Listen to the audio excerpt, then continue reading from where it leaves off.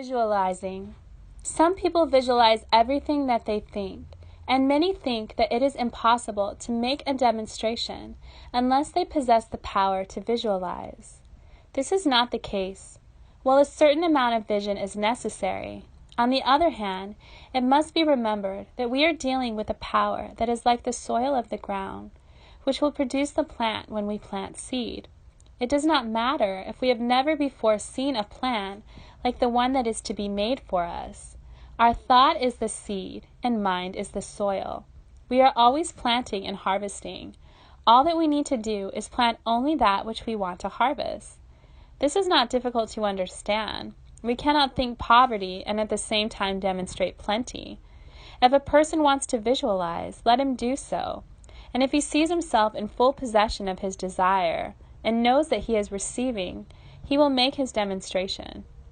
If, on the other hand, he does not visualize, then let him simply state what he wants and absolutely believe that he has it, and the result will always be the same.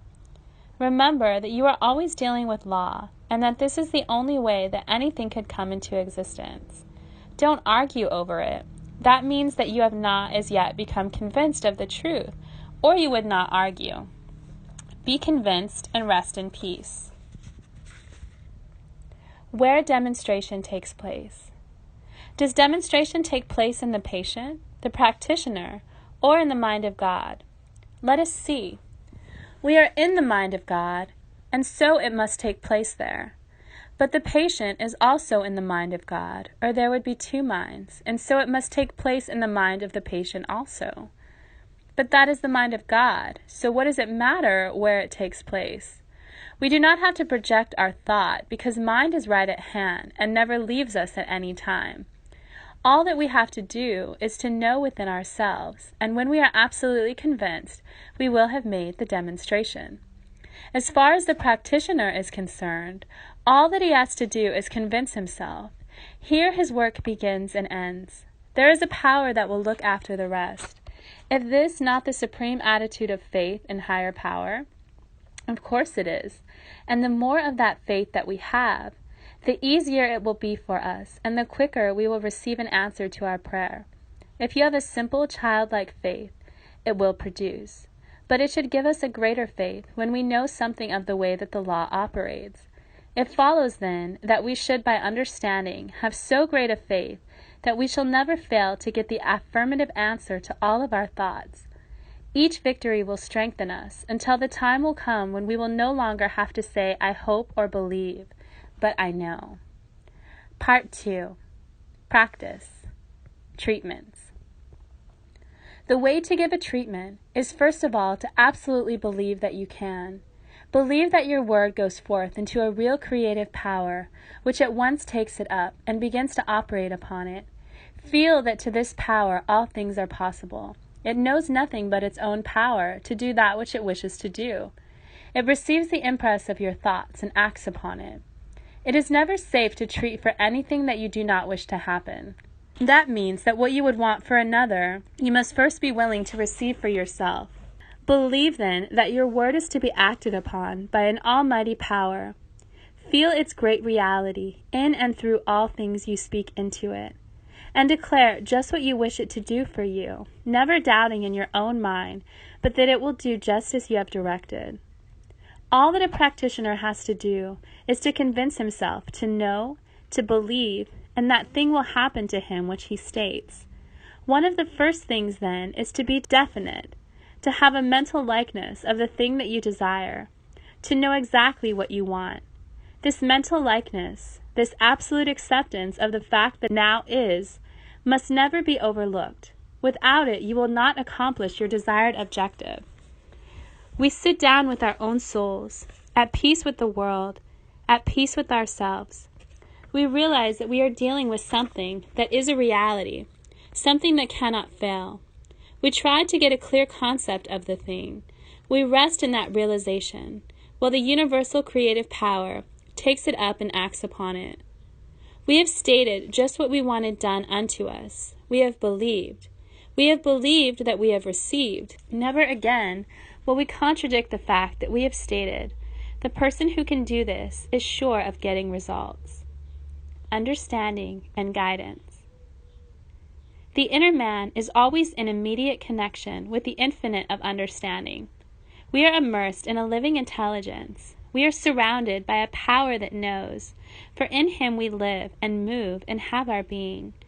If our outer thought were never confused, we should at all times draw from this infinite source of knowledge.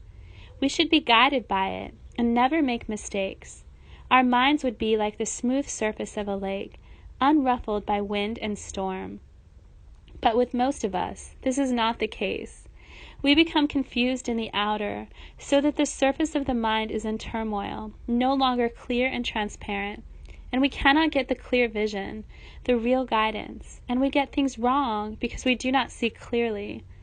The development of the understanding is learning to draw from the infinite understanding. We can never do this while we are confused in our thinking. The first thing to do when we wish a greater understanding is to be still and listen to the inner voice, to withdraw for a few moments into the silence of the soul, taking here what we already know, and realizing that a greater intelligence is enlarging it. Here we indefinitely take the pattern of our thought, the thing that we are working on, and ask for and receive new light. We hold this up in divine light and try to believe that we are being guided. We state the supreme intelligence and absolute power are acting upon our thought and bringing it to pass. It is now guiding us, and we shall make no mistake. We hold ourselves to the secret place of the Most High and abide under the shadow of the Almighty. How to know just what to do. Often we find ourselves confronted by the problem of how to begin. We are not sure what we want to do. We see no way to begin anything, see nothing to begin on. When we find ourselves in this position, humanly speaking, not knowing where to turn, then of all times we must be quiet and listen. Then of all times we must trust that the same power that started all things will also start us in the right road, for without some superior power, we shall surely fail. How often do people in the business world find themselves in this position? They realize that something must be done, but what? How can they get the right idea? Here we must wait and know that the same power that first thought a universe into being can also think our world and work into being. It knows all things. It knows how to begin, and it cannot fail. We wish in some way to connect with this power that will never fail us, so we may draw from it some idea with which to begin. We must realize that there is something that wants to respond, to make manifest, and in this realization, wait for the idea. It may not come at first, but we must be patient, never doubting, and waiting thus in faith it will come. I once knew a businessman who was connected with a firm that had always been very successful. But at that time, something had occurred that was causing them to lose out. This had gone on for a year, and things were going from bad to worse. Failure seemed inevitable. He became interested in new thought. He was told he could draw an idea from the infinite and work it out on the plane of the visible.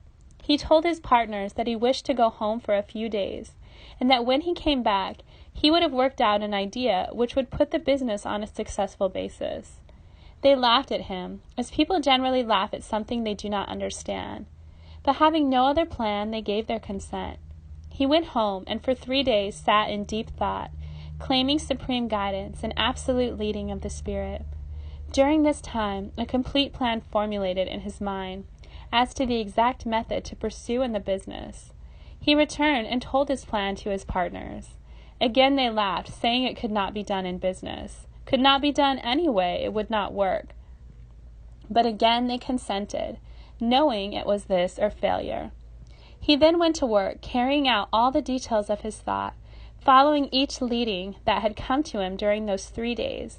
And within a year he brought the failing business to a standard that transcended anything they had ever before experienced. He proved the law and became such an expert that he gave up his business and devoted his entire time to helping other people do the same for themselves as he had done. When this man did, anyone can do, if he will follow the same course and refuse to become discouraged. There is a power that simply awaits our recognition of it, to spring into our thought as an unfailing leading, an unerring guidance. To those who lean on the ever outstretched arms of the infinite, life is big with limitless possibilities. We must wait and listen, then go about our outer business with an inner conviction that we are all being led into a more perfect expression of life. All can do this. Following up a thought. When we feel that we do have the right leading, when that something inside us tells us that we are led, then no matter what it appears like, we must follow it up.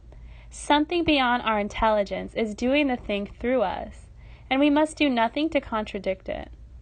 Perhaps it will cause us to do something that seems to go contrary to the experience of the race. This makes no difference. All advance in invention, and all advance along any line, has always gone ahead of what the experience of the race thinks is possible. Great men are the ones who get a vision and then go to work to make it come true, never looking to one side, but with one pointedness and calm determination, stick to that thing until it is accomplished. It may take much patience and a great deal of faith, but the end is as sure as the reality of a supreme being itself. Never hesitate to trust in that inner leading. Never fear but it will be right. We are all in the midst of supreme intelligence. It presses against the doors of our thought, waiting to be known. We must be open to it at all times, ready to receive direction and to be guided into greater truths.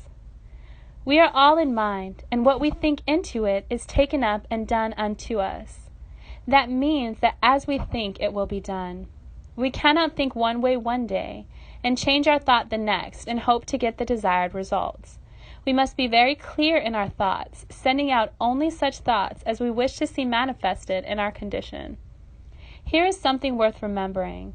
Unless we are working with people who think as we do, we had better be working alone.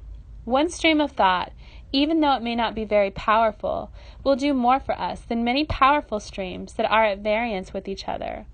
This means that unless we are sure that we are working with people who harmonize, we would better work alone. Of course, we cannot retire from business simply because people do not agree with us. But what we can do is keep our thoughts to ourselves. We do not have to leave the world in order to control our thought. But we do have to learn that we can stay right in the world and still think just what we want to think, regardless of what others are thinking. One single stream of thought daily, sent out into creative mind, will do wonders. Within a year, the person who will practice this will have completely changed his conditions of life.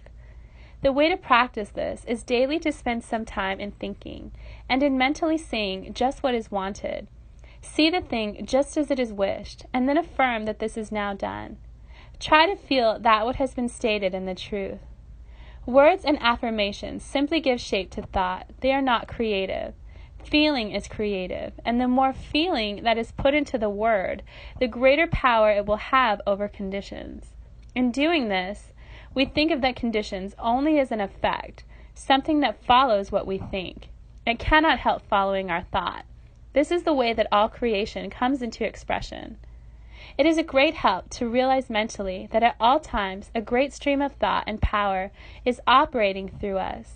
It is constantly going out into mind, where it is taken up and acted upon.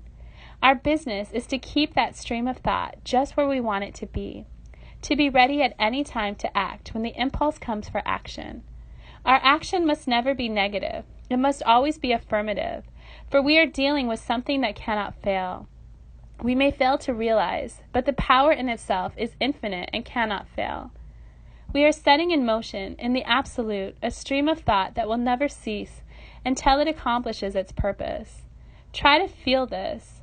Be filled with a great joy as you feel that it is given to you to use this great and only power. Keep the thoughts clear and never worry about the way that things seem to be going.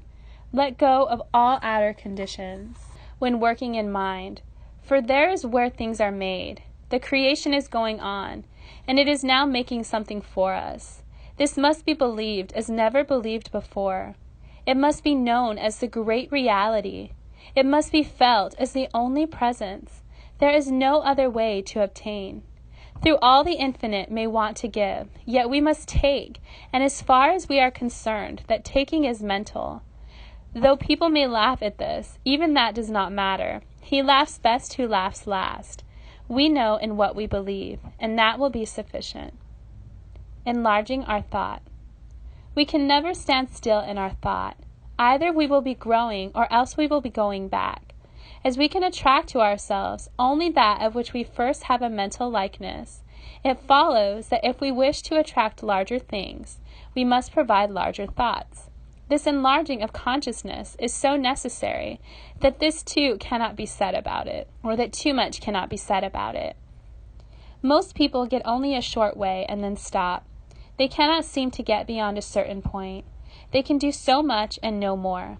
Why is it that a person in business does just about so much each year? We see people in all walks of life getting so far, never going beyond a certain point. There must be a reason for everything. Nothing happens if all is governed by law and we can come to no other conclusion. When we look into the mental reason for things, we find out why things happen. The man who gets so far and never seems to go beyond that point is still governed by law. When he allows his thoughts to take him out into larger fields of action, his conditions come up to his thought. When he stops enlarging his thought, he stops growing. If he would still keep on in thought, realizing more and still more, he would find that in the outer form of things, he would be doing greater things. There are many reasons why a man stops thinking larger things. One of them is a lack of imagination. He cannot conceive of anything more to follow than that which has already happened. Another thought works like this. This is as far as anyone can go in my business. Right here he signs his own death warrant. Often a person will say, I am too old to do bigger things. There he stops. Someone else will say, competition is too great. And here is where this man stops. He can go no further than his thought will carry him. All this is unnecessary when we realize that life is first of all consciousness, and then conditions follow. We see no reason why a man should not go on and never stop growing. No matter what age or what circumstance, if life is thought, we can keep on thinking bigger things. There is no reason why a man who is already doing well should not be able to mentally conceive of a still better condition. What if we're active? There is always a greater activity possible. We can still see a little beyond what has come before. This is just what we should do, see, even though it be but a little beyond our former thought. If we always practice this, we will find that every year we shall be growing, every month we shall be advancing, and as time goes on, we shall become really great. As there is no stopping in that power which is infinite, as the limitless is without bounds, so should we keep on trying to see more and more greater possibilities in life. We should definitely work every day for the expansion of thought. If we have 50 customers a day, we should endeavor to believe that we have 60. When we have 60, we should mentally see 70. This should never stop. There is no stopping place in mind. Let go of everything else. Drop everything else from your thought, and mentally see more coming to you than has ever come before. Believe that mind is establishing this unto you, and then go about your business in the regular way. Never see the limitation, never dwell upon it, and above all things, never talk limitation to anyone. This is the only way, and there is no other way to grow a larger thought. The man with the big thought is always the man who does big things in life. Go get a hold of the biggest thing that you can think of and claim it for your own. Mentally see it and hold it as a thing already done, and you will prove to yourself that life is without bounds. Always be gathering. There is no reason why a person should ever stop. This does not mean that we should be miserly, trying to accumulate more and more to hold, but that our thought should so enlarge that it cannot help gathering more and more, even though, on the other hand, or with the other hand, we are ever distributing that which we gather. Indeed, the only reason for having is that we may give out of that which we have. No matter what big things happen to us, we should still be expecting more and more. Even when we think that we have at last arrived, right at the moment when it seems as though life had given us all that we could stand, right here, let it be but a beginning for still greater things. No matter how large the picture that you hold in mind, make it larger. The reason why so many people come to the point where they stop is that they come to a point where they stop growing in their own minds. They come to a point where they can see no more, thinking that because they have really done a big thing, they should stop there. We must watch our thoughts for signs of inactivity.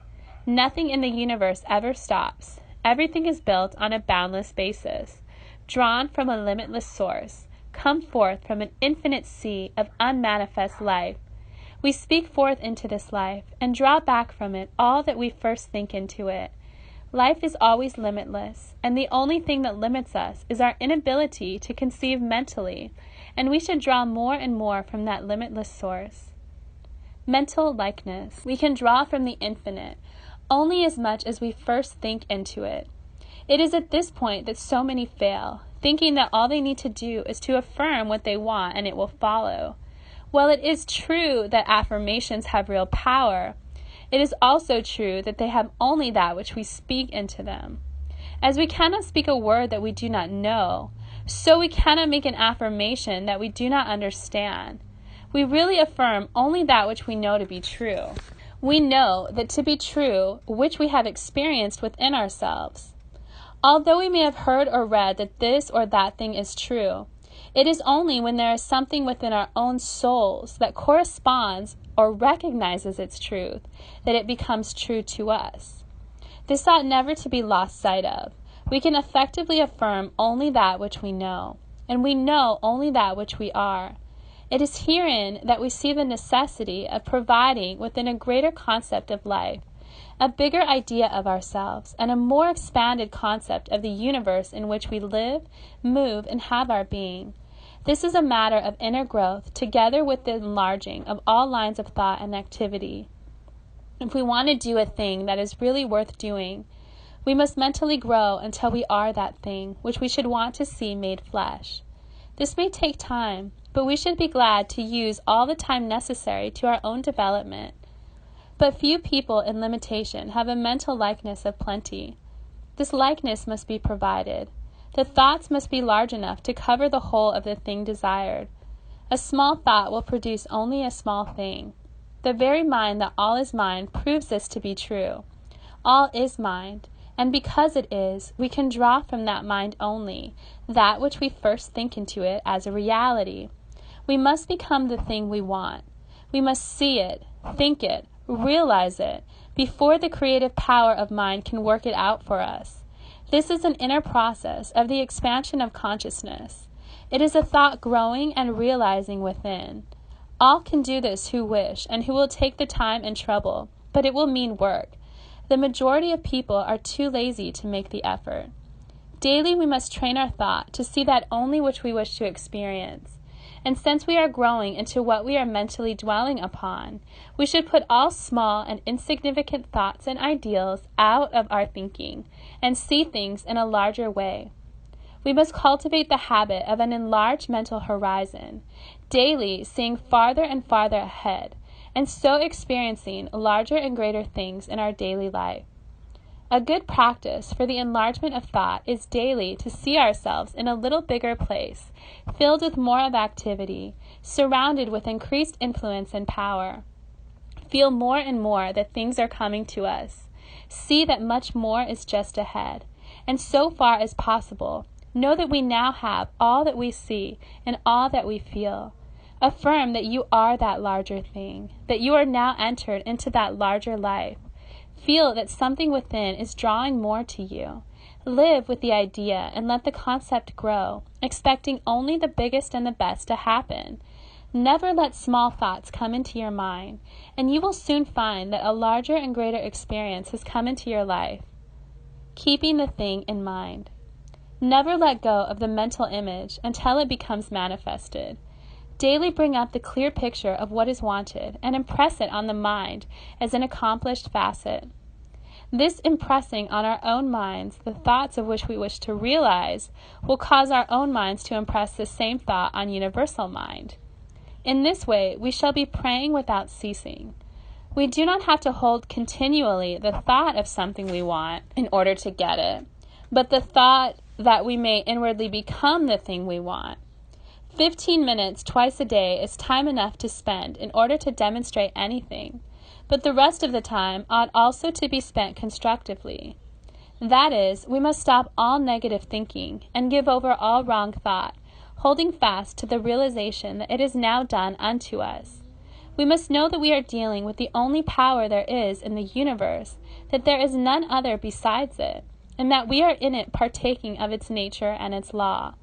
Always behind the word that we send forth must be the calm confidence in our ability to speak into the power and the willingness of mind to execute for us. We must gradually grow in confidence and in trust in the unseen world of spiritual activity. This is not hard, if we but remember that the Spirit makes things out of itself by simply becoming the thing that it makes, and since there is no other power to oppose it, it will always work.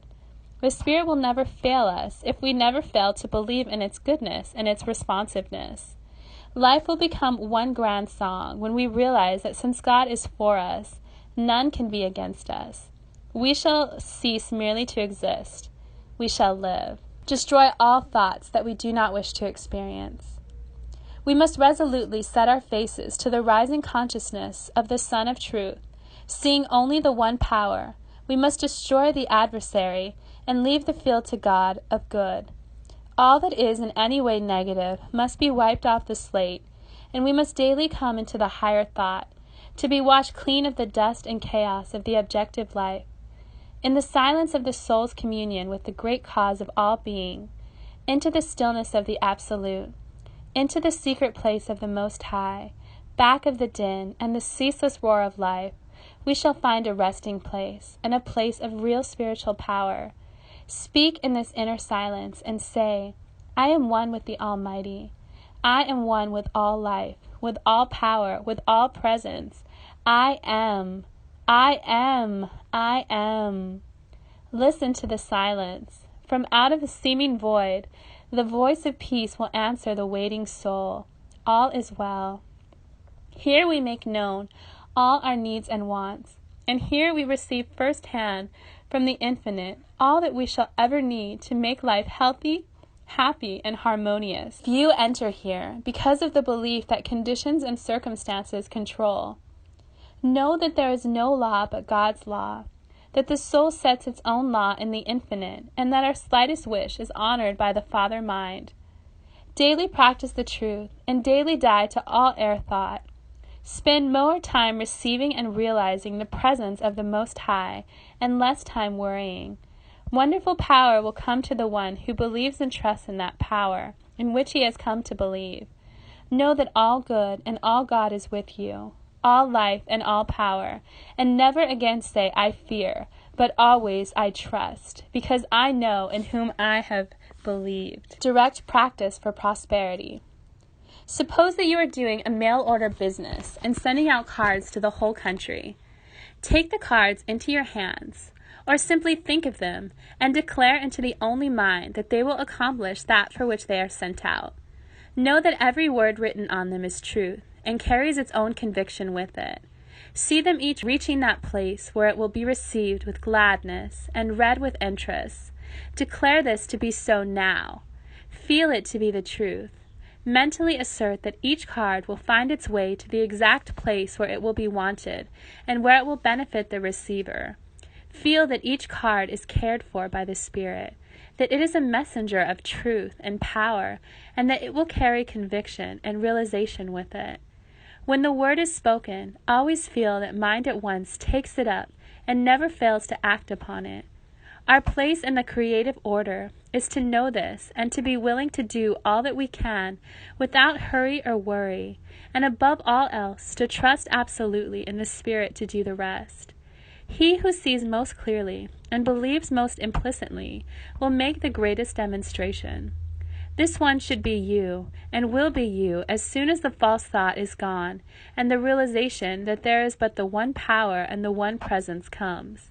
We are wrapped in an infinite love and intelligence, and we should cover ourselves with it, and claim its protection from all evil. Declare that your word is the presence and the activity of the power of all that is, and wait for the perfect concept to unfold. Raise consciousness. One of the things which greatly hinders us from demonstrating a greater degree of prosperity we may call race thought or race consciousness. This is the result of all that the race has thought or believed. We are immersed in it, and those who are receptive to it are controlled by it. All thought seeks expression along the lines of least resistance. When we become negative or fearful, we attract that kind of thought and condition. We must be sure of ourselves. We must be positive. We must not be aggressive, but absolutely sure and poised within. Negative people are always picking up negative conditions. They get into trouble easily. Persons who are positive draw positive things. They are always successful. Few people realize that the law of thought is the great reality, that thoughts produce thought. When we come to understand the power of thought, we will carefully watch our thinking to see that no thought enters that we do not want made into a thing. We can guard our minds by knowing that no negative thought can enter. We can daily practice by saying that no race thought of limitation can enter the mind. The Spirit forms itself around us and protects us from all fear and from all limitation. Let us clothe ourselves in the great realization that all power is ours and that nothing else can enter. Let us fill the atmosphere of our homes and places of business with streams of positive thought. Other people will feel this and will like to be near us and enter into the things that we enter into. In this way, we shall be continually drawing only the best. Developing intuition. If a person always lived near to mind, he would never make any great mistakes. Some seem to have the faculty of always knowing just what is best to do. They always succeed because they avoid making errors. We can also train ourselves that we will be guided by the supreme mind of the universe, but we can never do this until we believe that we can receive direct from the source of all knowledge. This is done by sitting in the silence and knowing that the Spirit is inwardly directing us. We should try to feel that our thought is being permeated by the thought of the Spirit. We should expect it to direct, but should never become discouraged if at once a direct impression is not received. The work is going on, even if it is not seen or even felt. Thought is forming in our mind, and in time will come forth as an idea. When the idea does come, always trust in it, even though it may not seem to be quite as we had expected. The first impressions are usually the most direct and the clearest. They are generally direct from the mind of the universe and should be carefully worked out into expression. We declare, as we sit in the silence, that the Spirit of all knowledge is making known within us just what we should do, that it is telling us just what to say or where to go. Have absolute reliance on this, as it is one of the most important things to do. We should always get that inner assurance before undertaking any new enterprise, being sure that we have really put the whole thing into the hands of life, and that all that we have to do is to work it out in the outer. We shall learn to avoid mistakes when we learn to be directed by that inner voice that never makes mistakes. We should declare in the silence that intelligence is guiding us, and it will do so. Presence of activity. Suppose that your place of business does not seem to manifest any activity. That is, suppose that customers do not come. To the person in the business world, the presence of customers generally means activity. Suppose that you have come to believe that the principle will work in the smallest as well as in the greatest things. What you want now is a greater activity. How are you going to see activity where there is none? Here is a great question in truth. Must we overlook that which we see and that which we have experienced? Yes, absolutely. There is no other way. If we keep on seeing the thing as it appears, we will never be able to change its appearance. What we must do then, in spite of this seeming inactivity, is still to know and mentally to see and declare that we are in the midst of activity. Feel this to be true. Mentally see the place crowded. Know that it is packed full of customers all the time. Declare that your word draws them in. Have no sense of strain about it whatever. Simply know that you are dealing with the only power that there is. It will work. It must work. Realize when you have spoken the word, the greater power has taken it up, and that it is being established unto you. Have no idea of limitation. Speak forth into mind with perfect trust. If you have the ability to mentally see the place full, combine this with the Word and daily visualize it as being filled. Always combine faith in the higher power with all that you do. Feel that you are being especially looked after. This is true.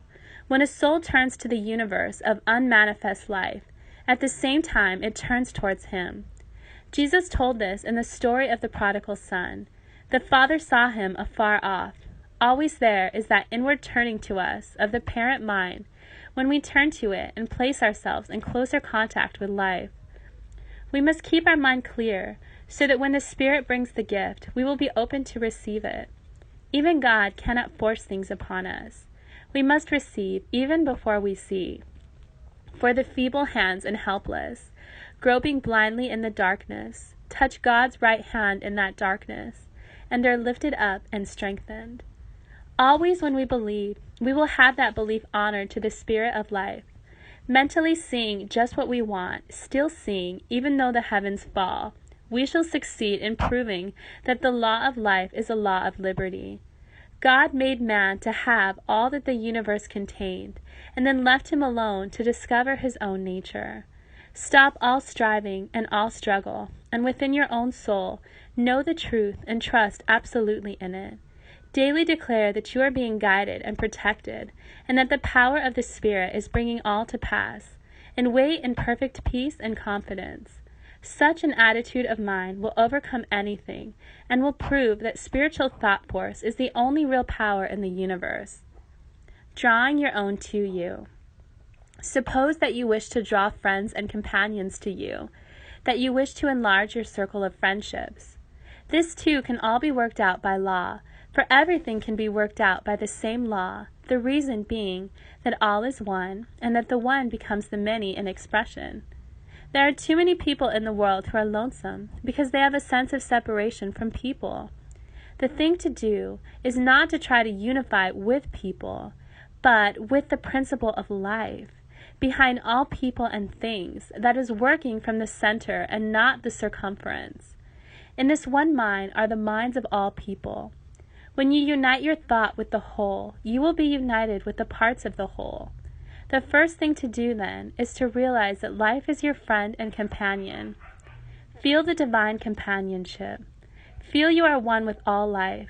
Declare that. As this thought awakens within your mind, so does it awaken within the mind of the whole race. Feel that the world is being drawn to you. Love the world, and everyone is in it. Include all, if you would be included in all. The world seeks strength. Be strong. The world loves love. Embody it. See the good in all people. Let go of all else. People will feel your love and will be drawn into it. Love is the greatest power in the universe. It is at the base of all else. It is the cause of all that is. Feel your love to be like a great light lighting the pathway of the whole world. It will come back to you, bringing in many friends, and there will not be time enough to enjoy them all. Become a real friend, and you will have many friends. Be sufficient unto yourself, and at the same time include all else, and all people will feel your strength and will have a desire to come into the radiance of it. Never become unhappy or morbid. Always be cheerful and radiate good nature and happiness. Never look depressed or down in the mouth. The world is attracted to the strongest center of cheer and good fellowship. Never allow your feelings to be hurt. No one wants to hurt you, and none could. Even though they did want to, you are above all that. Wherever you go now, that the Spirit of truth goes before and prepares the way, bringing to you every friend and influence that will be necessary to your comfort and well-being. This is not selfishness, but good sense, and will surely bring to you a harvest of friends and companions. Declare unto mind that you are now linked with all people, and that all people are linked with you. See yourself surrounded with hosts of friends. Mentally feel their presence and rejoice that all good is yours now. Do this no matter what seems to happen, and it will not be long before you will meet wonderful friends and will be brought into touch with the great of the world. The final word. In the last analysis, man is just what he thinks himself to be. He is big in capacity if he thinks big thoughts. He is small if he thinks small thoughts. He will attract to himself what he thinks most about. He can learn to govern his own destiny when he learns to control his thoughts.